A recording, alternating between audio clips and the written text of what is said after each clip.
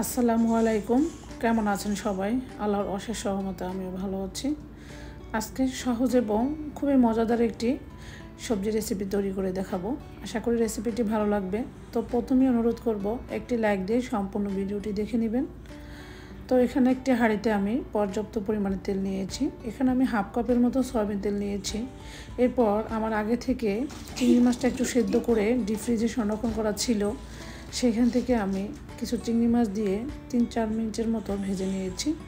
এখানে 3 টেবিল চামচ পেঁয়াজ এবং 1 টেবিল চামচ আদা রসুন বাটা, এটাও আমার ডিপ ফ্রিজে সংরক্ষণ করা ছিল, সেটা দিয়ে পেঁয়াজ এবং আদা রসুনের কাঁচা গন্ধ চলে যাওয়া পর্যন্ত ভেজে নিয়েছি। এরপর দিয়েছি স্বাদ মতো লবণ, 1 চা চামচ লাল মরিচের গুঁড়া, হাফ চা চামচ হলুদের গুঁড়া, হাফ চা চামচ জিরার গুঁড়া এবং কিছু কাঁচামরিচ ফালি করে দিয়েছি।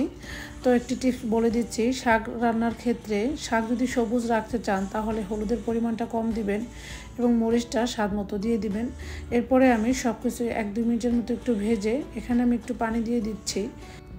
এরপরে ঢাকনা দিয়ে ডেকে মশলাটাকে 5-6 মিনিটের মতো কষিয়ে নিয়েছি। যেহেতু শাক রান্না করতে একদম সময় লাগে না, তাই মশলাটা একদম ভালোভাবে কষিয়ে নিতে হবে। মশলার কাঁচা গন্ধটা চলে যাবে, তেলটাও ছেড়ে দিয়েছি দেখতে পাচ্ছেন। এখন আমি আগে থেকে যে পুঁই শাক কেটে রেখেছি এবং পুঁই শাকের ডাঁটা, তার সাথে একটি আলু লম্বা সাইজ করে কেটে ভালোভাবে ধুয়ে পরিষ্কার করে নিয়ে সেগুলো দিয়ে দিচ্ছি। এগুলো সেদ্ধ হতে একটু সময় নেবে, তাই এগুলো আগে দিয়ে ভালোভাবে নেড়ে চেড়ে মশলার সঙ্গে মিশিয়ে এগুলো ঢাকনা দিয়ে ঢেকে একদম ভালোভাবে সেদ্ধ করে নেব।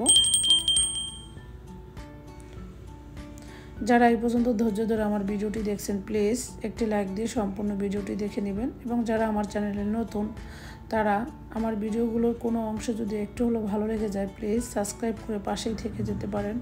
এরপর আমি ঢাকনা দিয়ে ঢেকে সবজিটাকে 3-4 মিনিটের মতো রান্না করে ঢাকনা উঠিয়ে আবারও নাড়াচাড়া করে এখন আমি দিয়ে দিচ্ছি পুঁই শাকগুলো। এই পুঁই শাকগুলো একদম কচি, তাই শাকগুলো হতে 2-3 মিনিটের মধ্যে হয়ে যাবে।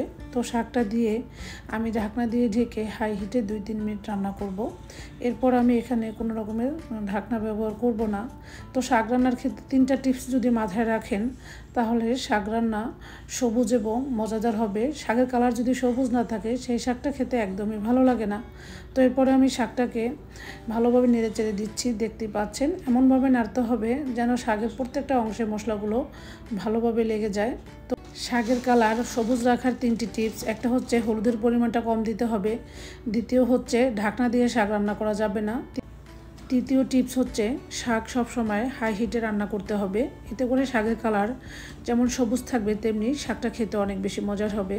তো দেখতে পেয়েছেন আমি আবারও হাফ কাপের মতো পানি দিয়ে আর 4-5 মিনিটের মতো হাই হিটে রান্না করে নিয়েছি। সর্বশেষে আমি জিরার ফাঁকি দিয়ে দিচ্ছি। আলহামদুলিল্লাহ, শাকটা আমি সার্ভ করে নিয়েছি। আশা করি আমার আজকের ভিডিও ভালো লেগেছে। আল্লাহ হাফেজ।